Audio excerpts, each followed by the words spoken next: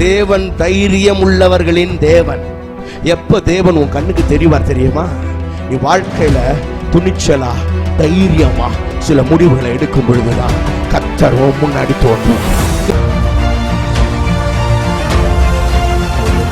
திருவாசன தந்தையில நெருங்கி சேருகிற தைரியம் எதனாலே உண்டானது என்றால், தேவன் அன்பானவர் என்பதை சிங்காசனத்தை விட்டு இறங்கி சிலுவைக்கு வந்து மரித்து, மகனே நீ கிட்ட வா, நான் உன் மேல அவ்வளவு அன்பா இருக்கிறேன் அப்படின்னு ஆண்டவர் அந்த வழியை திறந்து காண்பித்ததுனால அவருக்கு என்ன கெப்பாசிட்டி இருக்கு, உன்னை கொண்டு அவரால் என்ன செய்ய முடியும் அப்படின்றத வச்சுதான் தேவன் உன்னை பார்க்கிறாரு. நாம் இந்த மாலை நேரத்தில் தியானிக்கும்படியாக தெரிந்து கொண்ட வேத பகுதி 2 ராஜாக்கள் 17வது அதிகாரம் 41வது வசனத்தை நாம் வாசிக்கலாம். 2 ராஜாக்கள் 17:41 நாம் வாசிக்கலாம். அப்படியே அந்த ஜாதிகள் கர்த்தருக்கு பயந்தும் தங்கள் விக்கிரகங்களை சேவித்தும் வந்தார்கள். அப்படியே அந்த ஜாதிகள் கர்த்தருக்கு பயந்தும் விக்கிரகங்களை சேவித்தும் வந்தார்கள். அவர்கள் பிள்ளைகளும் அவர்கள் பிள்ளைகளின் பிள்ளைகளும் தங்கள் பிதாக்கள் செய்தபடியே இந்நாள் வரைக்கும் செய்து வருகிறார்கள். தங்களுடைய பிள்ளைகளும் பிள்ளைகளின் பிள்ளைகளும் தங்கள் பிதாக்கள் செய்து வந்தபடியே இந்நாள் வரைக்கும் செய்து வருகிறார்கள். கர்த்தருக்கு மகிமை உண்டாவதாக. அந்த வார்த்தையை நீங்கள் வாசிச்சிங்கன்னா, ரொம்ப கவனித்தீங்கன்னா 2 காரியங்கள் இதில் சொல்லப்பட்டிருக்கிறது. அப்படியே அந்த ஜாதிகள் கர்த்தருக்கு பயந்தும், அப்புறம் தங்கள் விக்கிரகங்களை சேவித்தும் வந்தார்கள். கர்த்தருக்கும் பயந்தார்கள், விக்கிரகத்தையும் என்ன பண்ணார்கள், சேவித்தார்கள் என்று இங்கே நாம பார்க்க முடிகிறது. யார் இந்த ஜாதிகள்? கர்த்தருக்கும் பயப்படுகிறார்கள், அதே நேரத்தில் விக்கிரகத்தையும் சேவிக்கிறார்கள்.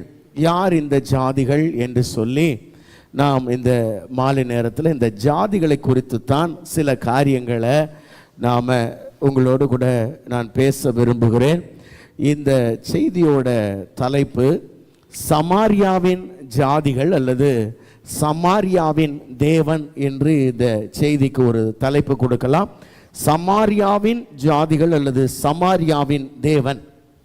கவனிங்க, வேதத்தை வாசிக்கிற தேவனுடைய பிள்ளைகளுக்கு நல்லா தெரியும், இஸ்ரவேல் தேசமானது ஒருங்கிணைந்த ராஜ்யமாக சவுல், தாவீது, சாலமோன் போன்றவர்கள் இந்த ராஜ்ய பாரத்தை, அதாவது 12 கோத்திரத்தையும் ஒன்றாக அவர்கள் ஆட்சி செய்தார்கள். அதற்கு பிறகு ரெகோபெயாம் என்கிறதான ஒரு ராஜாவினுடைய காலத்தில் இந்த ராஜ்ய பாரமானது 2ஆக பிளவுபட்டது. யூத ராஜ்யத்தில் 2 கோத்திரங்களும் இஸ்ரவேல் ராஜ்யத்தில் 10 கோத்திரங்களாக இந்த ராஜ்யமானது பிரிக்கப்பட்டதாக நாம் பார்க்கிறோம்.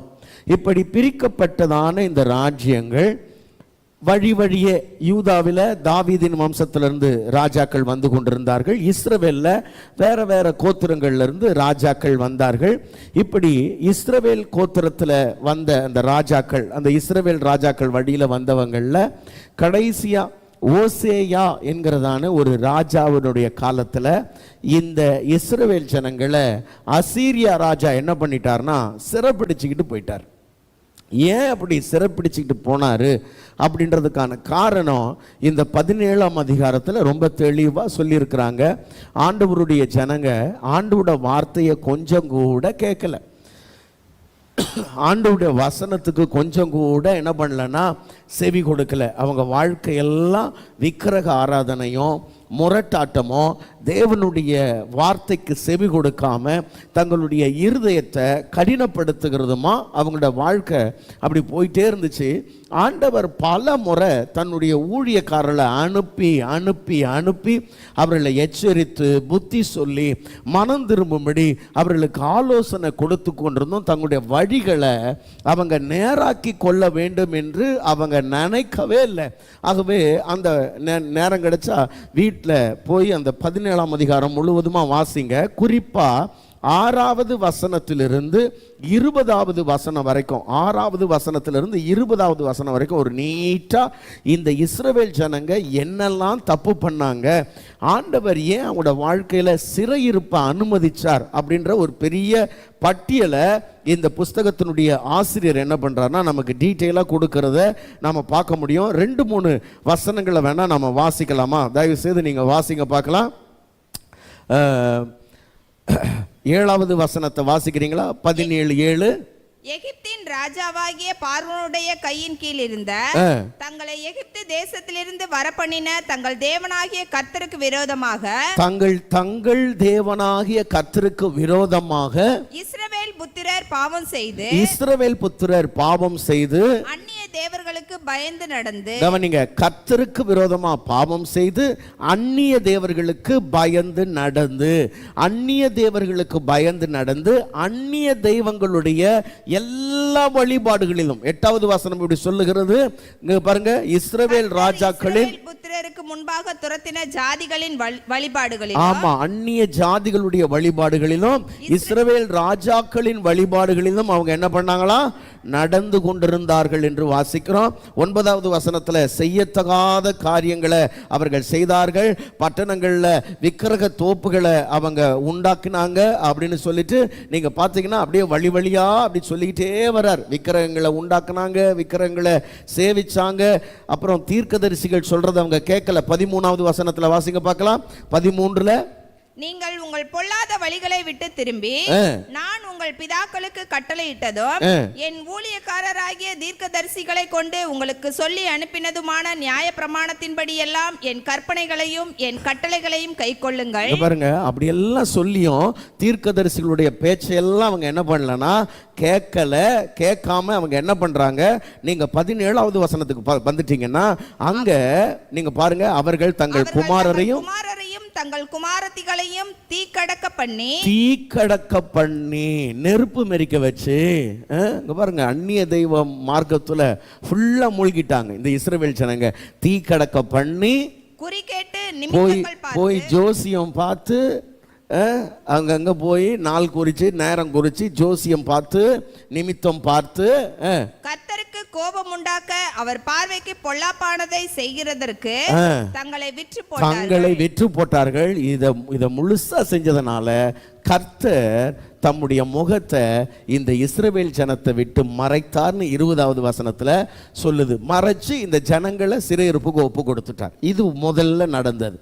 அப்ப இஸ்ரவேல் ஜனங்களை இங்க இருந்து அசீரியா ராஜா என்ன பண்ணார்னா சிறைப்பிடிச்சுக்கிட்டு போய் அசீரியா தேசத்துல அவங்கள கொண்டு போய் விட்டுட்டார். அங்க அவங்க பல இடங்கள்ல அப்படி சிதறி போய் அடிமைகளா அங்க இருக்கிறாங்க. சரி, இங்க இப்ப சமாரியா இந்த நாட்டில் இந்த இஸ்ரவேல் தேசத்துல இவர் என்ன பண்றாரு? இங்க இருந்தவங்க அங்க போயிட்டாங்க இல்லையா? அப்ப அவர்கிட்ட ஏற்கனவே அடிமையா பிடிச்சிட்டு வந்த கொஞ்சம் ஜனங்களை கொண்டு வந்து இந்த சமாரியா தேசத்துல கொஞ்சம் ஆட்களை இங்க இறக்குமதி பண்றாரு. இங்க வந்து வேலை செய்யுங்க அப்படின்னு. நீங்க பாருங்க, அந்த வசனத்தை வாசிங்க பார்க்கலாம். எங்க இருந்து 26வது வசனத்தை நீங்க வாசிங்க. அப்பொழுது ஜனங்கள் அசீரியா ராஜாவை நோக்கி, நீர் இங்கே இருந்து அனுப்பி சமாரியாவின் 24ல இருந்து படிக்கலாமா? அசீரியா ராஜா பாபிலோனிலும் கூத்தாவிலும் ஆபாவிலும் ஆமாத்திலும் செப்பர்வாமியிலும் இருந்து மனுஷரை வரப்பண்ணி அவர்களை இஸ்ரவேல் புத்திரருக்கு பதிலாக சமாரியாவின் பட்டணங்களிலே குடியேற்றினார். கவனிங்க, நல்லா கவனிக்கணும். அவர்களை இஸ்ரவேல் புத்திரருக்கு பதிலாக, எல்லாரும் சொல்லுங்க, இஸ்ரவேல் புத்திரருக்கு பதிலாக, நல்லா சொல்லுங்க, இஸ்ரவேல் புத்திரருக்கு பதிலாக. நல்லா கவனிங்க, இது அவங்க சொந்த தேசம் கிடையாதுன்னா, இது இஸ்ரவேலுடைய தேசம். இந்த பட்டணம் சமாரியலுடைய பட்டணம். ஆகவே இந்த பட்டணத்துல இருக்கிறவங்க இந்த பட்டணத்துல இருக்கிறதுக்கு தகுதியானவங்களா இல்லாம போயிட்டாங்க. புரியுதா? இந்த தேசத்தை ஆண்டவர் எப்படிப்பட்ட தேசம்னு சொன்னாரு? பாலும் தேனும் ஓடுகிற தேசம், நலமும் விசாலமான தேசம். அப்ப பாலும் தேனும் ஓடுகிற நலமும் விசாலமான தேசத்திற்கு ஆண்டவர் வாக்கு பண்ணி அந்த வாக்கு தத்தத்தை நிறைவேற்றும்படியா இந்த சந்ததியை கொண்டு வந்து இங்க நாட்டினார். அதற்கு இவங்க பாத்திரவான்களா இல்லாததுனால இவங்களை இப்ப சிறையிருப்புக்கு ஒப்பு கொடுத்து அசிரியாவுக்கு போயிட்டாங்க. இப்ப ஆண்டவர் வேற சில ஜாதி மக்களை கொண்டு வந்து இங்க அசீரிய ராஜா என்ன பண்றாருன்னா கொண்டு வந்து விடுறார். எங்க இருந்தெல்லாம் நீங்க பாத்தீங்க, பாபிலோன், கூத்தா, ஆபா, ஆமாத், செப்பர்வாயுமில் இருந்த மனுஷரை கொண்டு வந்து சமாரியாவின் பட்டணங்கள்ல குடியேற்றினான். சரி, இப்ப சமாரியாவின் பட்டணத்துல வந்து குடியேறினாங்க இல்லையா இந்த ஜனங்க. இந்த ஜனங்களுக்கு நல்லா கவனிங்க, இது கர்த்தருடைய தேசம் என்றோ, இந்த தேசத்துல ஆண்டவர் சொல்றார் இல்லையா, உன் பாளையம் எங்கிலும் நான் உலாவி உன் தேவனாயிருப்பேன், அப்படி சொல்லியிருக்காரா இல்லையா? நான் உன் எல்லைகளுக்குள்ள உலாவி உன் தேவனாயிருப்பேன். கர்த்தர் சொன்னாரா இல்லையா? எத்தனை பேர் அதை நம்புறீங்க? அப்ப இந்த சமாரியாவின் எல்லைகள்ல கர்த்தர் உலாவுகிற தேவனா இருக்கிறார். இங்க இந்த ஜனங்க வந்து குடியேறினாங்க இல்லையா, இவங்களுக்கு கர்த்தரை பத்தி ஒண்ணும் தெரியாது, ஆண்டவருடைய பிரமாணங்களை பத்தி ஒண்ணும் தெரியாது. இவங்கெல்லாம் வேற வேற தேசத்துல வேற வேற அந்நிய தெய்வங்களை வழிபட்டுக்கிட்டு கிடந்தவங்க. இவங்க இங்க வந்து குடியிருந்த பிறகு இவங்க கர்த்தருடைய வழிகள்ல நடக்கல. எப்படி நடப்பாங்க? இவங்களுக்கு தெரிஞ்சாதானே நடப்பாங்க. எப்படிங்க நடப்பாங்க? தெரிஞ்சாதானே நடப்பாங்க. இவங்க கர்த்தருடைய வழிகளில் நடக்கலையாம். ஆனால் வசனம் சொல்லுது பாருங்க, ஆண்டவர் பாருங்க, அது எப்படிடா என் இடத்துக்குள்ள வந்து இருந்துட்டு என் வசனத்தின்படி வாழாமல் இருப்பீங்க அப்படின்னு கேட்டு கர்த்தர் அங்கே சிங்கங்களை அனுப்புனார்னு இருக்கு. நீங்கள் அந்த வசனத்தை வாசிச்சீங்களா? வாசிங்க பார்க்கலாம். 26வது 25 26 படிங்க. அவர்கள் அங்கே குடியேறினது முதல் கர்த்தருக்கு பயப்படாததினால் கர்த்தர் அவர்களுக்குள்ளே சிங்கங்களை அனுப்பினார். அவைகள் அவர்களில் சிலரை கொன்று போட்டது. இங்க தான் நான் சில விஷயத்தை சொல்ல விரும்புறேன், நல்லா கவனிக்கணும். அங்கே அவர்கள் கர்த்தருக்கு பயப்படாததினால் கர்த்தர் அவர்களுக்குள்ளே சிங்கங்களை அனுப்பினார். நல்லா கவனிக்கணும். இங்க இருந்தவன் இந்த ஆசீர்வாதத்துக்கு பாத்திரமா இல்லை, இந்த கர்த்தரை கனம் பண்ணல, விக்கிரகத்தெல்லாம் ஆராதிச்சான். அதனால ஆண்டவர் இவனை சிறையிருப்புக்கு ஒப்பு கொடுத்து அசீரியா தேசத்து ராஜாவோட கையில ஒப்பு கொடுத்துட்டார். இப்ப அந்த அசீரியா ராஜா என்ன பண்றான்னா வேற சிலரை கொண்டு வந்து இந்த சமாரியாக்குள்ள வைக்கிறான். சமாரியாக்குள்ள வரும்போது இந்த ஜனங்க சமாரியாவினுடைய தேவன் யாருன்னு கொஞ்சம் தெரிஞ்சிருக்கணும். சமாரியாவுக்குள்ள போறமே நாம எப்படி வாழணும்னு தெரிஞ்சிருக்கணும். அதை தெரியாம இங்க வந்ததுனால விளைவு என்னன்னா, இங்க சிலர் சிங்கங்களுக்கு இரையானார்கள் என்று அந்த வசனம் சொல்லுகிறது. சிங்கம் அவர்களை கொன்று போட்டது. நல்லா கவனிங்க. என்னை கேட்டுக்கொண்டிருக்கிற அன்பான தேவனுடைய பிள்ளைகளே, நான் உங்களுக்கு சொல்லுகிறேன், பரிசுத்த வேதத்துல ரோமருக்கு எழுதின நிருபம் 9ஆம் அதிகாரத்துல இருந்து 11ஆம் அதிகாரம் வரைக்கும் நீங்க வாசிச்சீங்கன்னா நல்லா கவனிக்கணும். நீங்களும் நானும் இன்றைக்கு ரட்சிக்கப்பட்டிருக்கிறது. இன்னைக்கு நீங்களும் நானும் யாரா மாறி இருக்கிறோம்னா தேவனுடைய பிள்ளைகளாய் மாறி இருக்கிறோம். சொல்லுங்க, நான் தேவனுடைய பிள்ளை. சொல்லுங்க, நான் தேவனுடைய பிள்ளை. நான் யாரு? தேவனுடைய பிள்ளை. ஆனா நான் தேவனுடைய பிள்ளையா இருக்கிறது தகுதியானவனா? நான் தேவனுடைய பிள்ளையா இருக்கிறதுக்கு தகுதியானவன் இல்லை. நல்லா கவனிங்க. தேவனுடைய பிள்ளையா இருக்கிறதுக்கு தகுதியானவர்கள் யாருன்னா யூதர்கள். வேதம் சொல்லுகிறது, அவர் தமக்கு சொந்தமானதிலே வந்தார், அவருக்கு சொந்தமானவர்கள் அவரை ஏற்றுக்கொள்ளவில்லை. அப்ப அவருக்கு சொந்தமானவர்கள் ஆண்டவராகிய இயேசு கிறிஸ்துவை ஏற்றுக்கொள்ளாம அவரை புறம்பே தள்ளிவிட்டதுனால அந்த இடத்துக்கு தேவன் இப்ப நம்மளை கொண்டு வந்து வச்சாரு. அல்லேலூயா, அல்லேலூயா. நல்ல ஒலிவ மரமாகிய அவங்க வெட்டப்பட்டு காட்டு ஒலிவ மரமாகிய நாம அவங்களுடைய இடத்துல கொண்டு வந்து நாட்டப்பட்டோம். கர்த்தருக்கு மகிமை உண்டாவதாக. 2 வசனங்களை நீங்க வாசிச்சா நல்லா இருக்கும் நான் நினைக்கிறேன். ரோமருக்கு எழுதின நிருபம் தயவு செய்து திருப்பிக் கொள்ளுங்கள். ரோமர் 11ஆம் அதிகாரத்திற்கு நீங்க வந்தீங்கன்னா, ரோமர் 11ஆம் அதிகாரம் 17 படிமா. சில கிளைகள் முறித்து போடப்பட்டிருக்க காட்டொலிவ மரமாகிய நீ அவைகள் இருந்த இடத்தில் 11 வாசிச்சுட்டு அதுக்கப்புறம் போலாமா? இப்படி இருக்கு. விழுந்து போகும்படிக்கா இடறினார்கள் என்று கேட்கிறேன். விழுந்து போகும்படிக்கா இடறினார்கள் என்று கேட்கிறேன். அப்படி அல்லவே, அப்படி அல்லவே. அவர்களுக்குள்ளே வைராக்கியத்தை எழுப்பத்தக்கதாக அவர்களுடைய தவறுதலினாலே புறஜாதிகளுக்கு ரட்சிப்பு கிடைத்தது. நல்லா கவனிங்க, அவர்களுடைய தவறுதலினாலே புறஜாதிகளுக்கு ரட்சிப்பு கிடைத்தது. அவங்க ஒரு இடத்துல தவறிட்டாங்க, ஆகவே தேவன் அவர்களை தள்ளிட்டு அந்த இடத்துல உங்களை என்னையும் கொண்டு வந்து கர்த்தர் வைத்தார் என்று வேதம் சொல்லுகிறது. அல்லேலூயா. அவர்களுடைய தவறுதல் தான் புறஜாதிகளுக்கு ரட்சிப்பாய் இருக்கிறது என்று வேதம் சொல்லுகிறது. 15வது வசனம், அவர்களுடைய தள்ளிவிடுதல் உலகத்தை ஒப்புரவாக்குதலாய் இருக்க அப்படின்னு நாம வாசிக்கிறோம். தேவன் இந்த புறஜாதியாரை சேர்த்து கொள்ளும்படிக்கு யூதரை என்ன பண்ணார்னா தள்ளினார். நல்ல ஞாபகம் வைங்க, அங்க இஸ்ரவேலர் சமாரியாவிலிருந்து தள்ளப்பட்டார்கள், வேறு புறஜாதியார்கள் சமாரியாவிற்குள்ளே வந்தார்கள்.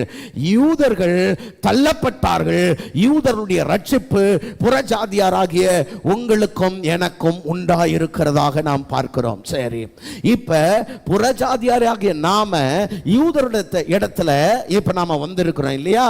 இங்க பாருங்க, அந்நிய தேசத்திலிருந்து வந்த ஜனங்கள் சமாரியாவில குடியேறின அந்த ஜாதிகள் இப்ப சமாரியாவின் தேவனை பற்றி அறிந்து கொள்ள வேண்டியது அவசியம். சமாரியாவுக்குள்ள வந்தனா சமாரியாவின் தேவனை அறிந்து சமாரியாவின் தேவனை அவருடைய நியமங்களின்படி ஆராதிக்க வேண்டியது என்னுடைய கடமையா இருக்கிறது.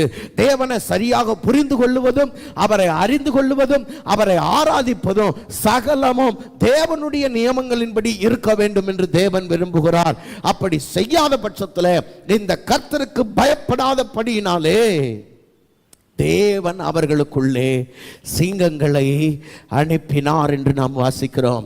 அது போலத்தான் அருமையான தேவனுடைய பிள்ளைகளே, புறஜாதி மார்க்கத்திலிருந்து ரட்சிக்கப்பட்டு கிறிஸ்துவுக்குள்ள நாம வருகிறோம். நாம வந்திருக்கிற இடம் நம்முடையது இல்லை, யூதனுடைய இடம். ஒரு யூதர்கள் தள்ளப்பட்டதுனாலே தேவன் அந்த இடத்திற்கு உங்களை என்னையும் ஆண்டவர் தெரிந்து கொண்டார். நாம காட்டு ஒலிவ மரங்கள், அவர்கள் நல்ல ஒலிவ மரங்கள். நல்ல ஒலிவ மரங்கள் தள்ளப்பட்டு காட்டு ஒலிவ மரங்கள் ஆகிய நமக்கு அந்த நல்ல ஸ்தானத்தை தேவன் கொடுத்தார்.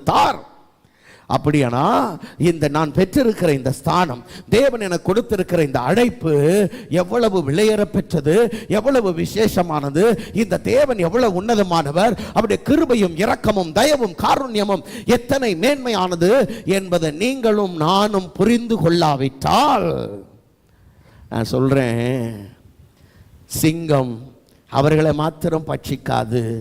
நான் சொல்றேன், சிங்கம் நம்மளை சுத்தியும் வந்துட்டு இருக்குது. அல்லேலூயா.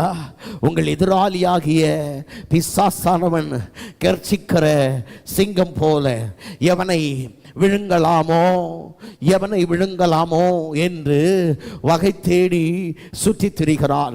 இன்றைக்கு ஏராளமான தேவ பிள்ளைகள், ரட்சிக்கப்பட்ட தேவ பிள்ளைகள் இந்த சிங்கத்தின் வாயில் விழுந்து கிடக்கிறதற்கான ஒரு காரணம் என்னன்னா, என் ரட்சிப்பு எத்தனை மேன்மையானது, தேவன் எனக்கு கொடுத்ததான இந்த ஸ்லாக்கியம், இந்த ஸ்தானம் எத்தனை உயர்ந்தது என்பதை அவர்கள் அறியாததினாலே அவர்கள் சங்காரமாகிறார்கள். அதனால தான் ஓசியா தீர்க்கதரிசியும் ஏசாயா தீர்க்கதரிசியும் இதை சொல்லுகிறார்கள்.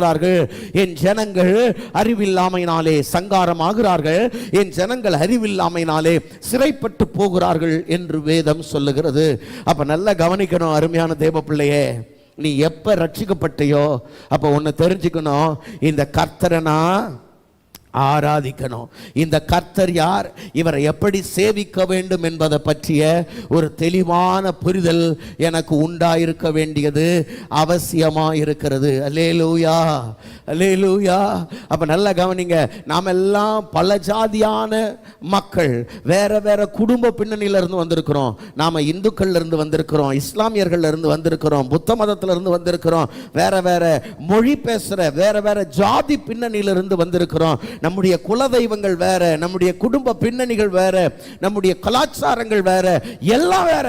ஆனா தேவன் உங்களை கொண்டு வந்து தேவனுடைய சபையாகிய சமாரியாவில் உங்களை நாட்டின பிற்பாடு இந்த தேவனை ஆராதிக்கிற விதத்தை, தேவனை தொழுது கொள்ளுகிற விதத்தை, தேவனை பற்றிய அறிவை நாம் உடையவர்களாய் இருக்க வேண்டியது அவசியமா இருக்கிறது. ஆமென், அல்லேலூயா. ஓகே, இப்போ என்ன நடக்குது, சிங்கங்கள் வந்து அவர்களில் சிலரை கொன்று போட்டது. உடனே ஜனங்க என்ன பண்றாங்க தெரியுமா, ஒரு கம்ப்ளைண்ட் பண்றாங்க, ராஜா கிட்ட ஒரு லெட்டர் எழுதுறாங்க, ஐயா இங்க வாங்க, இந்த கர்த்தர் பயங்கரமானவர் போல இருக்குது, இந்த கர்த்தர் எங்களை அடித்து வாயில போட்டுக்குவார் போல இருக்குது, நாங்கள் விட்டா செத்து போவோம் போல இருக்குது. ஏன்னா எங்களுக்கு கர்த்தரை பற்றியே தெரியலை, சிங்கங்கள் எங்களை கொன்னுடும் போல இருக்குது, நாங்கள் மொத்தமாக செத்து ஒளிஞ்சிருவோம் போல, எங்களுக்கு இந்த கர்த்தரை பற்றி சொல்கிறதுக்கு யாரையாவது அனுப்புங்கய்யா அப்படின்னு சொல்லி அவங்க கேட்குறாங்க. தயவு செய்து நீங்கள் அதை வாசிக்கிறீங்களா? உடனே அவன் அங்கேருந்து இங்கே பாருங்க, இங்கேருந்து போனவங்களில் 2 ஆசாரியர்களை பிடிச்சு அனுப்புகிறான். இதுதான் பெரிய கஷ்டமே. இவங்களுக்கு யாரை தெரியணும்னா கர்த்தரை தெரியணும். கர்த்தரை தெரியறதுக்கு, கர்த்தரை போதிக்கிறதுக்கான ஆட்களை அங்கே அனுப்பணும், அதான் ரொம்ப முக்கியம். ஆனால் வசனம் என்ன சொல்லுதுன்னா, இஸ்ரவேலிலே அநேக நாளாய் கர்த்தர் இல்லை, வசனம் இல்லை, தீர்க்கதரிசி இல்லை, உபதேசிக்கிறவன் இல்லைன்னு முன்னாடியே சொல்லிட்டாரு. அநேக நாளாக இல்லையா, அநேக நாளாக கர்த்தர் இல்லை, வசனம் இல்லை, ஒன்றும் கிடையாது. அப்படி இருக்கும்போது இங்கே கேட்குறாங்க, எங்களுக்கு கர்த்தரை பற்றி சொல்லி கொடுங்கப்பா அப்படின்னு சொல்லி. நீங்கள் பாருங்களேன், 27வது வசனத்தை வாசிங்க பார்க்கலாம். அதற்கு அசீரிய ராஜா, நீங்கள் அங்கே இருந்து கொண்டு வந்த ஆசாரியர்களில் ஒருவனை அங்கே அழைத்து கொண்டு போங்கள். அங்கே இருந்து கொண்டு வந்த ஆசாரியர்களில் ஒருவனை அங்கே அழைத்து கொண்டு போங்க. ஒருத்தனை அங்க இருந்து கொண்டு வந்த ஆசாரியர்கள் ஒருத்தனை அழைச்சிட்டு போங்கப்பா. அவர்கள் அங்கே குடியிருக்கும்படிக்கு அவன் அவர்களுக்கு அந்த தேசத்து தேவனுடைய காரியத்தை போதிக்க கடவன் என்று கட்டளையிட்டான். நல்லா கவனிங்க, அவர்கள் அவனுக்கு என்ன பண்ணணும்னா போதிக்கட்டும், அந்த ஜனங்களுக்கு அவன் வந்து போதிக்கட்டும் அப்படின்னு இவர் சொல்றார். யார்? அந்த அசீரியா ராஜா சொல்றார், நாங்கள் இப்படி தான் செத்து மடியணுமா, எங்களுக்கு யாராவது அதை பற்றி சொல்லி கொடுக்கக்கூடாது. ஆனால் இதை மட்டும் நாம் கொஞ்சம் பாராட்டணும். என்ன தெரியுமா, எங்களுக்கு யாராவது வந்து கொஞ்சம் போதிங்க. 27வது வசனம் பாருங்கள். அதற்கு 27வது வசனத்தினால, அதற்கு அசீரியா ராஜா, நீங்கள் அங்கே இருந்து கொண்டு வந்து ஆசாரியர்கள் ஒருவனை அழைத்து கொண்டு போங்கள், அவர்கள் அங்கே குடியிருக்கும்படிக்கு அவன் அவர்களுக்கு அந்த தேசத்து தேவனுடைய காரியத்தை போதிக்க கடவன். 25ல அந்த தேசத்து தேவனுடைய காரியத்தை அறியாதபடியினாலே அவர்கள் கொன்று போடுகிறது. அப்ப ஒண்ணு தெரியுது, இந்த தேவனை பற்றி எங்களுக்கு அறிய முடியல, தெரியல, ஆகவே நான் தெரிந்து கொள்ளணும். இந்த எண்ணம் ஏதோ வந்திருக்குது இந்த ஜனங்களுக்கு. எந்த ஜனங்களுக்கு? இந்த அசீரியா ராஜா கொண்டு வந்து விட்டான் பாருங்க, இந்த ஜனங்களுக்கு ஒரு எண்ணம் வந்திருக்குது, இந்த தேவனை பற்றி நாங்கள் கொஞ்சம் அறிஞ்சிக்கணும் அப்படின்னு. உடனே அசீரியா ராஜா ஆள் அனுப்புகிறான். இங்கேருந்து வந்த ஆசாரியர்களில் கொஞ்சம் பேரை கொண்டு போய் என்ன பண்ணு, விடு, ஒருத்தனை அனுப்புகிறேன், அவன் வந்து போதிக்கட்டும். இதான் பிரச்சனையே. இதான் பிரச்சனை. இந்த அசீரியா ராஜா அனுப்புகிற ஆசாரியனுக்கு கர்த்தரை பற்றி தெரியுமான்றதான் பிரச்சனையே. அவன் வந்து சொல்லி கொடுத்தான் பாருங்க, ஒருத்தர் வந்து போதிக்கிறார், கட்டளையிட்டான். அப்படியே அவர்கள் சமாரியாவிலிருந்து கொண்டு போயிருந்த ஆசாரியர்கள் ஒருவன் வந்து பெத்தேலிலே குடியிருந்து கர்த்தருக்கு பயந்து நடக்க வேண்டிய விதத்தை அவர்களுக்கு போதித்தான். கர்த்தருக்கு பயந்து நடக்க வேண்டிய விதத்தை சொல்லுங்க, போதித்தான். கர்த்தருக்கு பயந்து நடக்க வேண்டிய விதத்தை போதித்தான். போதிச்சா இப்ப கர்த்தருக்கு பயந்து நடக்கிறாங்களான்னு பாத்தீங்கன்னா இல்ல. ஆனாலும் அந்தந்த ஜாதி தங்கள் தேவர்களை தங்களுக்கு உண்டு பண்ணி அந்தந்த ஜாதியார் குடியேறின தங்கள் பட்டணங்களிலே சமாரியார் உண்டு பண்ணின மேடைகளில் கோவில்களை வைத்தார்கள். அப்படின்னா இவர் போதிச்ச போதனை இவங்களுக்கு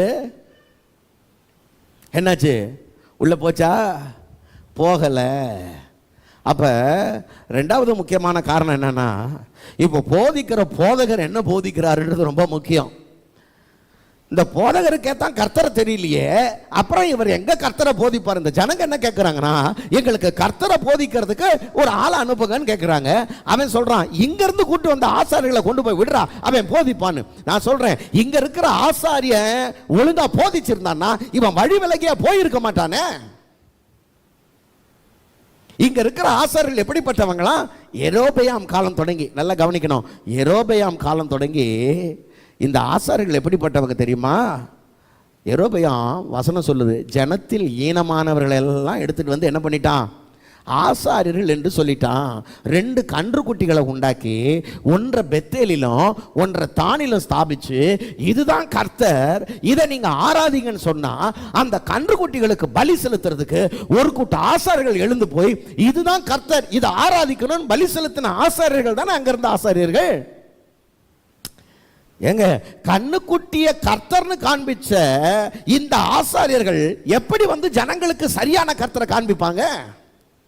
இது இங்க தொடங்கினது இல்ல, அங்க யாத்திராகமம் 32ஆம் அதிகாரத்திலே தொடங்கிடுச்சு இல்லையா? ஆரோன் கிட்ட இருந்து ஆரம்பிச்சிருச்சு. கண்ணுக்குட்டிய தங்கத்தை போட்டேன், கண்ணுக்குட்டி வந்துருச்சு, இதுதான் கர்த்தர், கர்த்தருக்கு பண்டிகை, கர்த்தருக்கு பண்டிகையை கொண்டாடுவோம் வாருங்கள்னு கூப்பிட்டு ஒரு பெரிய ஆடல் பாடல் நிகழ்ச்சியை நடத்திட்டார் இல்லையா ஆரோன்? அப்ப ஜனங்களுக்கு கர்த்தரை காட்ட வேண்டிய ஆசாரியன் ஜனங்களுக்கு கண்ணுக்குட்டியை காட்டி இதுதான் கர்த்தர், இதை வழிபட்டீங்கன்னா போதும்னு சொல்லும் பொழுது அப்ப ஜனங்க அதுல திருப்தி அடையாம என்ன பண்ணுவாங்க?